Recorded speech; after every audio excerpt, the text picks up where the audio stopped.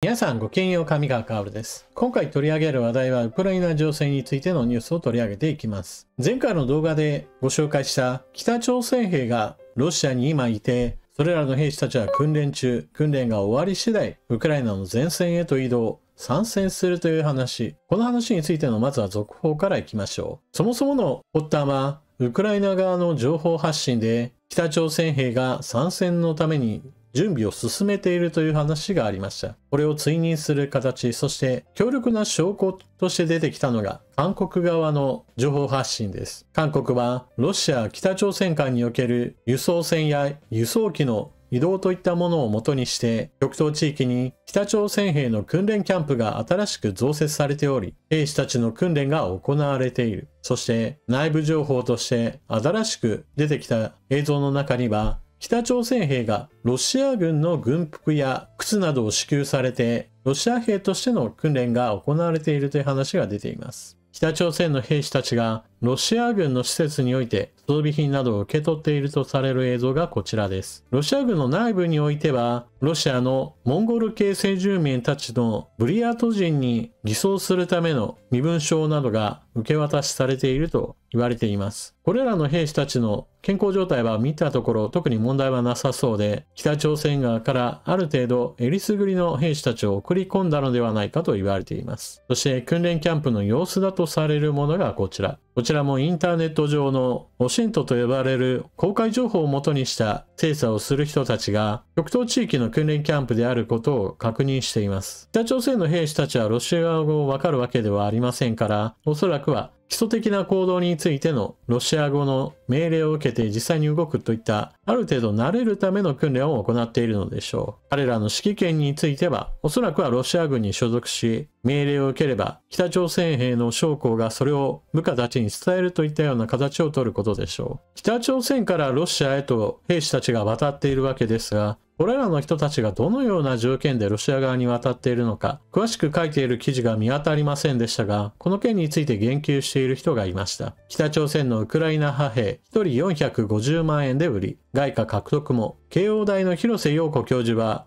今回の一件についてこのように語りました。一説には北朝鮮兵士1名あたり3万ドル、約450万円でロシアに売っているという話もある。事実なら北朝鮮は外貨の獲得もできる。北朝鮮は実戦訓練を積めるメリットがある。北朝鮮とロシアの協力関係が新たな段階に入ったのは間違いないと分析した。このニュースのことを考えるときに一つ注意点があります。それは、ロシア、北朝鮮、日本それぞれの国において人命に対する考え方やその価値観は全く異なっているということです。例えばロシアにおいては突撃兵といったものが用いられ、多くの歩兵が生きて帰らないといったことがあったとしても別に構わないみたいな突撃作戦に多く従事し、たくさんの兵士が死傷しています。しかしそれがロシア国内において問題視されたことは今のところ痕跡が見られません。同様にして北朝鮮においても人命に対する扱いは非常に日本とは異なっており、現在の支配体制に対する反対活動などをすれば、そうした活動をした本人だけではなくその一族老頭についていってもその命が奪われることなどは別に珍しいことではありません。さらには国内の治安を乱したといった理由で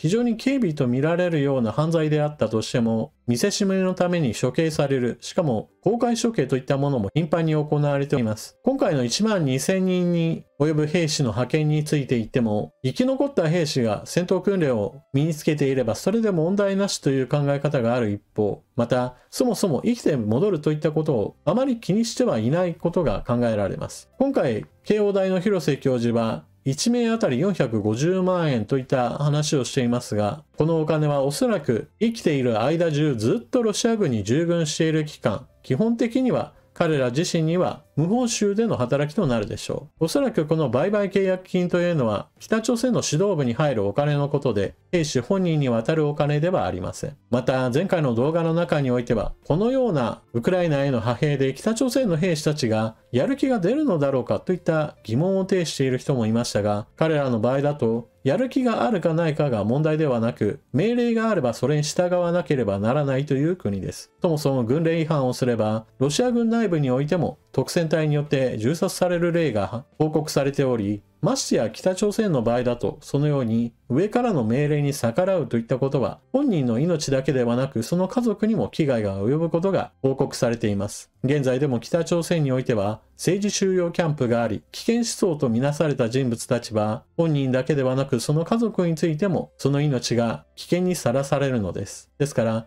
やる気があるかないかといったところをポイントに考える必要は全くないでしょう。彼らはやるしかないのです。そうした意味では北朝鮮の兵士たちを侮るというのは非常に危険なことだと思います。これは老若男女誰であろうとも兵器を手にしている以上、引き金を引けば誰でも人を傷つけてしまうことができる、そういった世界の話だからです。さて続いてはウクライナ側の動向も見ておきましょう。ウクライナ側の遠距離攻撃ですが、新たな兆候が見られています。これまでは戦略資源、石油や天然ガスに対する攻撃、前線の弾薬庫に対する攻撃、そして軍施設への攻撃といったものが行われて、これまでも何度かご紹介してきました。今回行われたウクライナ軍の遠距離攻撃は、兵器産業、その工場に対する攻撃です。ウクライナのドローン100機以上がロシアの地域を標的に、ロシア最大の爆発物工場を攻撃。キーウポストは、ウクライナの情報当局や軍の運用するドローンの大規模な攻撃が、ウクライナ国境から900キロ離れたニジニ・ノブゴロド州ジェルジンスクのスベルドロフ工場を攻撃したことを確認した。この施設はロシア最大の爆発物製造会社であり、ロシアの軍産複合体にとって不可欠な存在である。同社の製品がウクライナとの戦争で利用されたため、EU とアメリカの両方から制裁を受けている。スベルドロフ工場では爆発物、航空用爆弾、砲弾、滑空爆弾などの航空用爆弾、累積型対戦車誘導ミサイルの戦闘ユニット、防空ミサイルシステム用の弾頭など様々な軍需品を生産している。ロシアのテレグラムチャンネルからの報告によると、工場近くで爆発が午前4時頃発生したとのこと。その直後、地元当局はロシアの防空システムがドローン攻撃を撃退しようとしたと報告した。情報当局は、スベルドロフ原子力発電所に対する制裁強化に取り組んできた。経済制裁に加え、速攻性のあるドローンも配備した。敵の軍事力を削減する努力は今後も続くだろうと情報筋は語った。今回の攻撃に対し、住民が撮影したとみられる映像がこちら。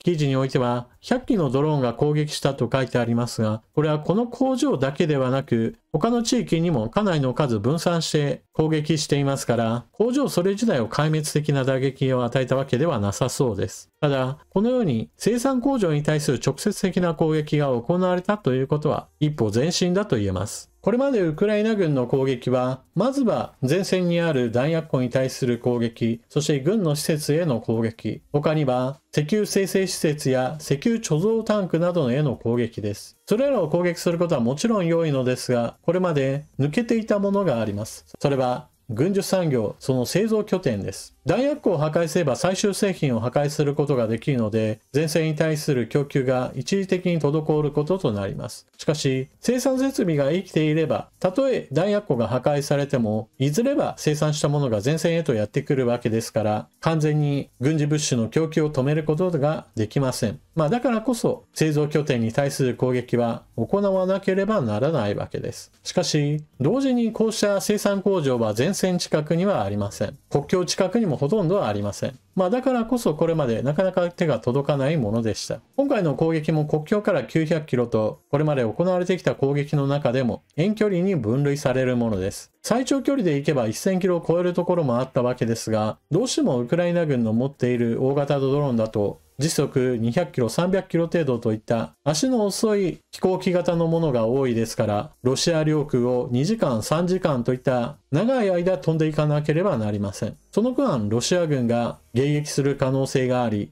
どうしてもこうした遠方に対する攻撃は規模が小さくなりがちです。しかし戦争の長期化に伴ってある程度のリスクを抱えながらでも遠距離攻撃を行わなければ攻撃力を削ぐことができないわけなので、こうした攻撃は今後も行われるし、そして成果を上げることがウクライナ軍に求められています。さて最後に、ウクライナを支援するフランスの動きをご紹介しましょう。凍結されたロシア資産の利権のおかげで、フランスはさらに多くの装備品を納入。フランスはロシアの凍結資産から最近約490億円を回収したと発表した。これで追加の自走砲をウクライナに届けることができるようになる。レコルヌ国軍大臣によると、私たちはウクライナの軍事装備を購入するために凍結されたロシア資産の利益を動員していると大臣は強調する。同氏はフランスは2024年末だけで約490億円を回収したと述べた。これによりウクライナに納入される新しい自走砲カエサル12門のほか 155mm 砲弾、アスターミサイル、ASM 誘導爆弾、ミストラルミサイルなどの発注が可能になったと付け加えた。現在約60門のカエサル自走砲がすでにウクライナに納入されており、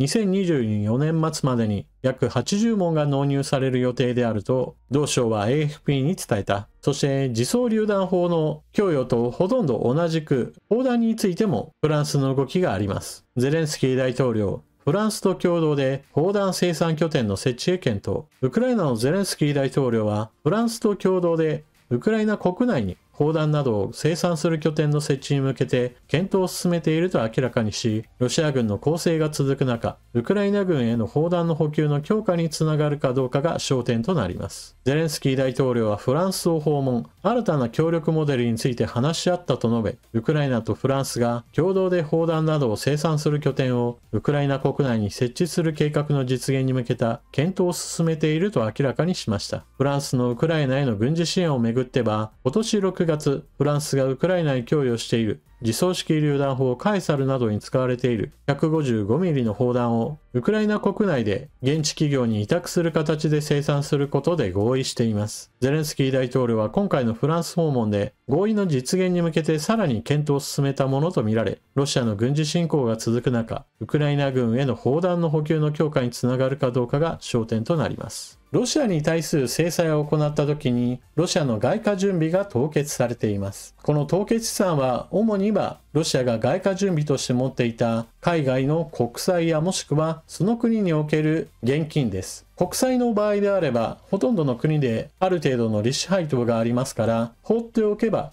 原資とはまた別にお金が生まれてきます。そのお金を使ってウクライナ支援のための兵器を購入するわけです。ですからフランスにしてみれば自国のお金を一切使わずにロシアの凍結資産から出てきたお金を元にしてフランスの軍需産業に対してお金を流し兵器を生産させその兵器をウクライナに供与する形となるわけです。ロシアにしてみれば自分のお金を使ってフランスがフランスの国防産業にお金を流し込んでそこで兵器が生まれてロシアを攻撃するわけですからまさに自業自得なものです。そしてフランスとしても自分の国民から集めた税金を使わずに自国の国防産業にお金を流して雇用が生まれるわけですからフランスとしても全く痛くないわけです。こうした動きがもっともっと早ければよかったわけですがしかし遅かったとしても確実にこの流れができてきたというのは非常に喜ばしいことだと言えるでしょう。また自走榴弾砲を送ったからにはその砲弾についても手当てしなければなりません。この砲弾の予約について言っても凍結資産で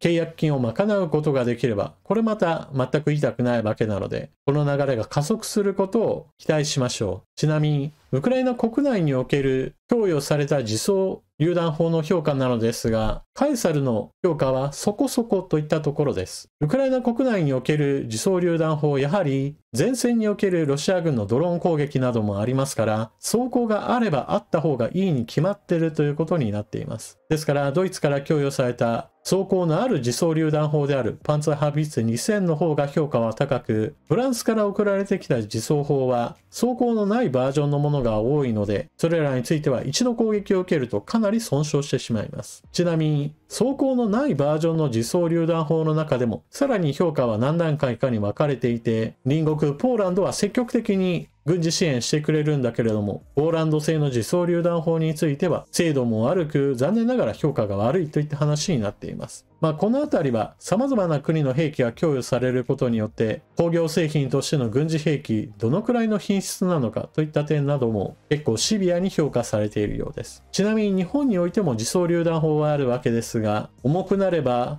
橋を渡ることができないといった問題などもありますし、なかなか装甲付きの自走榴弾砲については重視されていないようです。戦場においては一撃離脱といった形で機動性が重視されるものですが、これはまず自分が撃てば相手が発射地点を割り出して反撃してくる。その反撃するよりも前に移動すれば問題ないという考え方から、装甲がなくても大丈夫だろうという考え方なわけです。しかしウクライナの戦場においてはほとんど24時間監視のような形で偵察用のドローンが飛び交っており、移動している最中に敵に捕捉されれば砲撃する前やもしくは砲撃して移動する前に敵のドローンが飛んでくる可能性もあり、ちょっと防御能力についても日本は見直しをしてもらいたいものです。といったわけで今回の話はここまで。北朝鮮兵最大1万2000人がロシアへと渡っている件については映像証拠なども出ていることから確定情報だと見て良いでしょう。ただ現在でもなお積極的な確定情報として扱うのではなく、否定する情報もないといった形でヨーロッパ側は見ており、事態のエスカレートに対してヨーロッパはちょっと心構えができていないのかもしれません。それでは動画最後までご視聴いただきありがとうございました。チャンネル登録していない方はぜひともこの機会にチャンネル登録よろしくお願いします。それでは次の動画でまたお目にかかりましょう。またね。